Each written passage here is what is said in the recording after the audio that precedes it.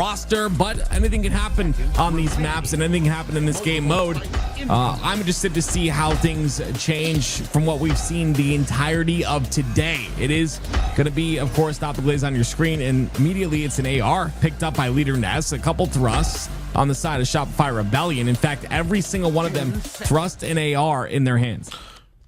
Stop the Glaze had to go through TSM, Unreal Nightmare, and then ultimately a forfeit from Inconceivable in order to get here. Stop the Glaze may not be the favorites, but man, did they have quite the journey. Meanwhile, Shopify Rebellion, they looked extremely strong through the winner's side of things, and now get to show what they got here in the grand finals. Lion's share of $5,000 on the line.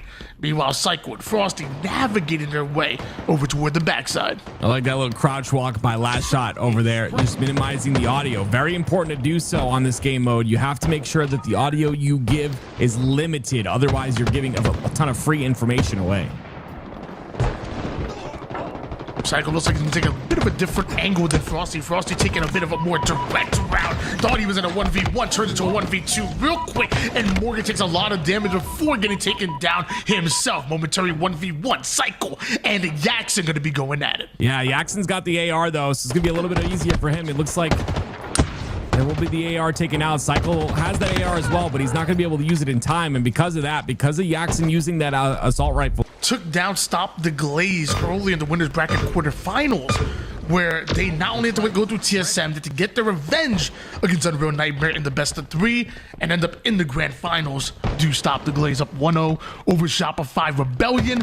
Meanwhile, Frosty in a bit of a 1v1 with Ivan Knives, but knowledge is power. Both teams just feeding that information to the rest of their team. Frosty still feeling confident enough to press forward, and with that, the bait and switch simply too strong. Frosty with the AR, Psycho with the finish. Still, Stop the Glaze up in score, but right now Shopify Rebellion up in numbers. Well, you saw Frosty right there utilizing the jump, right? He's jumping in the air to minimize those footstep sounds, and although the falling of the jump is a bit louder, you can mask a lot of the footstep sounds and kind of surprise attack whoever you're pushing. So that's going to be something to watch out for. As you can see, Ivan is going to get pinched here, but he ends up getting one at least, which is really solid. And now it's a 1v1 against Royal 2. Yaxon's going to win that one. Another 1v1 now. It's Last Shot versus Yaxon.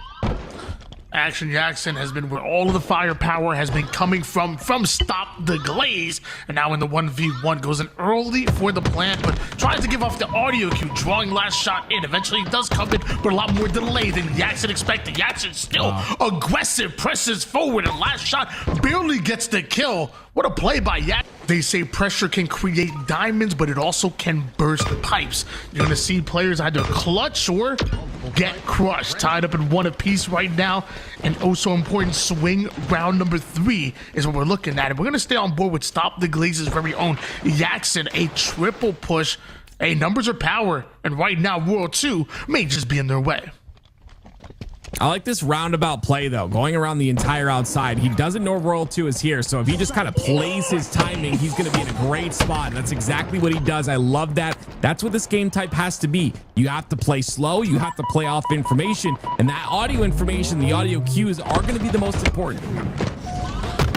Big 3 down for Stop the Glaze, and eventually turns into a squad wipe. And you're starting to see some of the experience that Royal 2 has with his days of playing a bunch of Counter-Strike. I mean, you know players are going to wrap it around the entire map in order to get a flank off. Royal 2 anticipates that, and simply by hiding and waiting for audio cues, hey, not everybody has that type of patience, right, Tim? Right. I mean, the minute I heard whoever that was coming up, if I was Royal 2, the minute I heard their footsteps, I'd be jumping out. I would not have waited that long.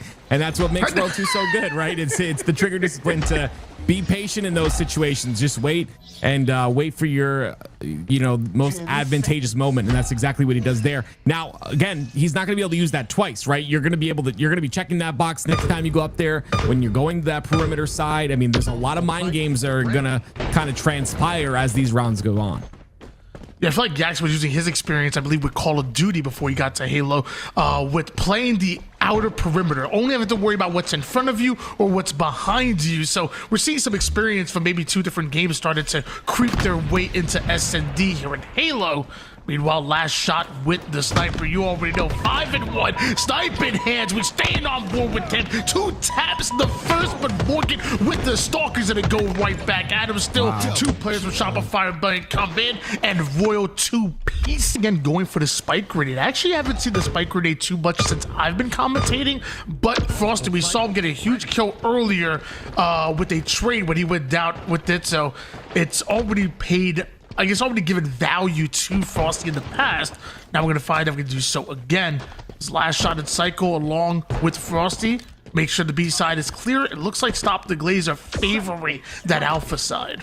Now you can see Frosty has 4 assists, but he's kind of been with the tried and true thrust and nade combination, or just thrust combination with the Bandit, and it's working out for him.